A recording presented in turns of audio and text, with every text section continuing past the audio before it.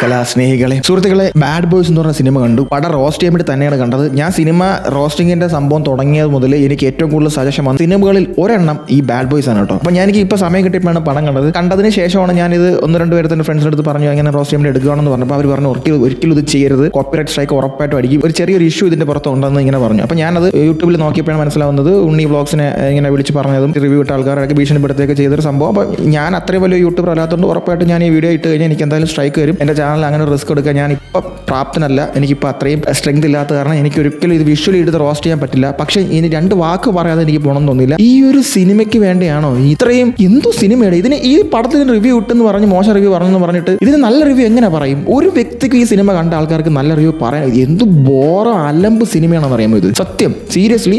Omar ലുലുവിൻ്റെ happy wedding ഞാൻ കണ്ടിട്ടുണ്ട്. പുള്ളിയുടെ ഒരു മേക്കിംഗ് സ്റ്റൈൽ അല്ലെങ്കിൽ ഭയങ്കര വിഷ്വലി ഒരു ഒമർ സിനിമ എന്ന് പറയുമ്പോൾ നമുക്ക് അറിയാമല്ലോ, ഭയങ്കര കളർഫുൾ ആയിട്ടുള്ള പടങ്ങളാണ് പുള്ളി ചെയ്യുന്നത്. അങ്ങനെയുള്ള ലെവലിലൊക്കെ നമ്മൾ ഈ പടം ഒരു സ്പൂഫ് സിനിമയായിട്ട് ഈ പടം പോയി കാണായിരുന്നു ചിലപ്പോൾ നമുക്ക് ഇഷ്ടപ്പെടും. പക്ഷേ ഇത് സ്പൂഫ് സിനിമയായിട്ട് നമുക്ക് കണ്ട് തീർക്കാൻ പറ്റില്ല. അങ്ങനെ ഇതൊരു മിക്സ് സിനിമയാണ്. സ്പൂഫായി തുടങ്ങി ചില കാര്യങ്ങൾ സെൽഫ് ട്രോളും കാര്യങ്ങളൊക്കെ വന്നിട്ട് പിന്നീട് അവസാനമൊക്കെ ആകുമ്പോൾ ഈ പടം സീരിയസ് ആയിട്ട് മാറുന്നു. എന്തോന്ന് സിനിമ ഇത്, എന്തോന്ന് സ്റ്റോറി, ഇത് വെറും മോശം cinema. One of the worst film എന്ന് വേണമെങ്കിൽ പറയാം. നമ്മൾ കഴിഞ്ഞ വർഷം 2024 ഇറങ്ങിയ ഇത് പറയാതെ എനിക്ക് പോകാൻ തോന്നില്ല. കാരണം എനിക്കിത് പേഴ്സണലി ഈ വീഡിയോ എടുത്ത് റോസ്റ്റ് ചെയ്തതിന് ഉറപ്പായിട്ട് എനിക്ക് സ്ട്രൈക്ക് അടിക്കും. പിന്നെ ഇപ്പോൾ ഇത്രയും നാൾ കഴിഞ്ഞതുകൊണ്ട് ഈ സിനിമ തിയേറ്ററിൽ നിന്ന് മാറി OTTയിൽ വന്നതിന് ശേഷം വലിയ രീതിയിൽ അത് ഉപദ്രവം ചെയ്യാനോ അല്ലെങ്കിൽ ഇത് എൻ്റെ വീഡിയോ വളരെ കുറച്ച് പേരെ ഇത് കാണുള്ളൂ. പ്രത്യേകിച്ച് റോസ്റ്റ് അല്ലാത്തതുകൊണ്ട് നിങ്ങൾ ഇത് കേൾക്കാതിരിക്കത്തില്ല. അപ്പോൾ വളരെ ചുരുങ്ങിയ പേരെ കാണുള്ളൂ. എന്നാലും കേട്ട ആൾക്കാരുടെ അടുത്ത് എനിക്ക് പറയണമെന്ന് തോന്നിപ്പോയി. ഞാൻ എൻ്റെ സമയം മെനക്കെടുത്തി 2.5 മണിക്കൂറോളം ഇരുന്ന് ഈ സിനിമ കണ്ടിട്ട് എനിക്ക് റോസ്റ്റ് ചെയ്യാൻ വേണ്ടി എടുത്ത് എനിക്ക് ഭയങ്കര ഫ്രസ്ട്രേഷൻ. എനിക്ക് സത്യം ഉടനെ ഈ പടത്തിനകത്ത് കീടിലമായിട്ട് റോസ്റ്റ് ചെയ്യാൻ പറ്റും. ഏതോ ഒരാളെ റോസ്റ്റ് ചെയ്യുമ്പോൾ അത് സ്ട്രൈക്ക് ഒന്ന് ടേക്ക് ഡൗൺ ചെയ്ത് പോയെന്ന് അറിഞ്ഞുകൊണ്ട് പിന്നെ ആ റിസ്ക് എടുക്കാൻ ഞാൻ തയ്യാറാവുന്നില്ല. ഞാൻ പറഞ്ഞല്ലോ എനിക്കത് ചെയ്യാനുള്ള കപ്പാസിറ്റി ഇല്ല. അയാൾ എന്നെ തെറി വിളിച്ചാൽ എനിക്കൊന്നും പറയാനും പറ്റില്ല. അവർ സിനിമ പൈസ മുടക്കി ഇറക്കിയ സാധനമാണ്. നമുക്ക് അതിനകത്ത് കൂടുതലൊന്നും ചെയ്യാൻ പറ്റില്ല. അങ്ങനെ റിസ്ക് എടുക്കാൻ എനിക്ക് പറ്റില്ല. അതുകൊണ്ടാണ് ഞാൻ ചെയ്യാത്ത. പക്ഷേ ഇത് പറയാതെ പോയാൽ ഞാൻ ഇത്രയും നാൾ ചെയ്തുകൊണ്ടിരുന്ന സാധനത്തിന് ഒരു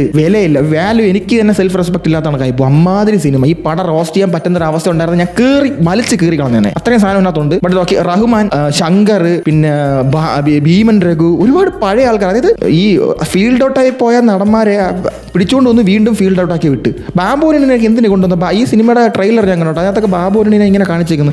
പടത്തിൽ അങ്ങനെ 2 സീനേ ഉള്ളൂ. 2 സീൻ എന്ന് പറഞ്ഞാൽ ഒന്നുമില്ല. ഇങ്ങനെ ഹൂഹാ നാഴി ഒരു കണക്ഷൻ കിട്ടുന്ന പോലും ഇല്ലെന്ന് എന്തൊക്കെയോ മണ്ടത്തിനെ പൊട്ടനാക്കി വെച്ചേക്കുന്നത് ബാബുവിനെയൊക്കെ. എന്തോന്ന് സാധനമാണ്, എന്തോന്ന് സിനിമ ഇത്. എനിക്കിത് തീരെ വർക്കല്ല, തീരെ ഇഷ്ടപ്പെട്ടതുമില്ല. ഈ പടത്തിൽ ഇങ്ങനെ ഒരു വിഷയം വന്നതുകൊണ്ടാണ് സത്യം പറഞ്ഞാൽ ഞാൻ ഇപ്പോൾ ഇതിങ്ങനെ ഡയലോഗ് പറയേണ്ടത്. അപ്പോൾ ഞാൻ പിന്നീട് റിവ്യൂ കണ്ടപ്പോൾ മനസ്സിലാവുന്നു. ഉണ്ണി വ്ളോഗ്സിന്റെ റിവ്യൂ ഞാൻ കണ്ടില്ല കേട്ടോ. അപ്പോൾ റിവ്യൂ എടുത്ത് മാറ്റിയോന്ന് എനിക്കറിയില്ല. പുള്ളി അതിനുശേഷം ഭീഷണി കോളെന്ന് പറഞ്ഞ വീഡിയോ മാത്രം ഇട്ടേക്കുന്നത് കണ്ടു. ഷസാം ഒരു വീഡിയോ ഇട്ടേക്കുന്നുണ്ട്. വേറെ ആരെയും കണ്ടില്ല ഞാൻ. പിന്നെ ഞാൻ നോക്കുമ്പോൾ സീക്രട്ട് ഏജന്റ് ഇതിനെ പോസിറ്റീവ് റിവ്യൂ പറഞ്ഞേക്കുന്നത്. ഈ പടത്തിന് എങ്ങനെയാണ് തോന്നിയത് പോസിറ്റീവ് റിവ്യൂ പറയാം? ഈ പടത്തിന് കുറെ നല്ലതൊക്കെ പറഞ്ഞേക്കുന്നത്. അയാൾക്ക് ഇഷ്ടപ്പെട്ടായിരിക്കും. ഓക്കെ, എനിക്ക് പേഴ്സണലി ഇഷ്ടപ്പെട്ടില്ല ഈ പടനെ റോസ്റ്റ് ചെയ്തതിനെ. പക്ഷേ പറ്റാത്തതുകൊണ്ടാണ് ഓപ്പറേ സ്ട്രൈക്ക് അടിക്കും. എനിക്ക് ഒറ്റ കാര്യം ഈ പടത്തെ പറ്റി പറയാനുള്ളൂ. റോസ്റ്റ് ആയിട്ട് നിങ്ങൾ കാണാം. ഞാൻ ഈ പടത്തിന് റോസ്റ്റ് ചെയ്യണമെങ്കിൽ ഇത്രയും റോസ്റ്റ് ചെയ്യും. ഇതാണ്